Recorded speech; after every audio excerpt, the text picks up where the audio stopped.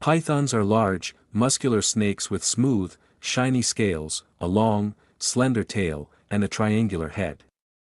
They do not have fangs, but rather strong teeth used to hold prey.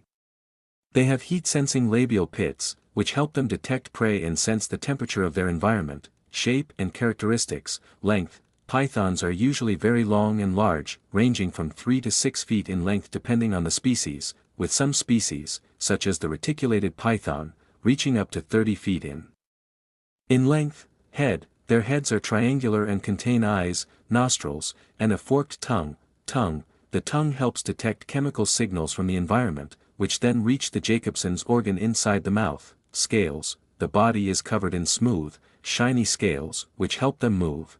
Thermosensory organs. They have thermosensitive labial pits on the sides of their mouths, which help them detect the body heat of their prey at night or in low light. Structure and abilities.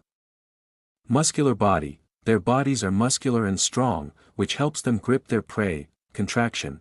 They twist or swallow their prey, but do not kill it with venom. Swallowing. They swallow their prey whole, which can take days or weeks to digest. Swimming.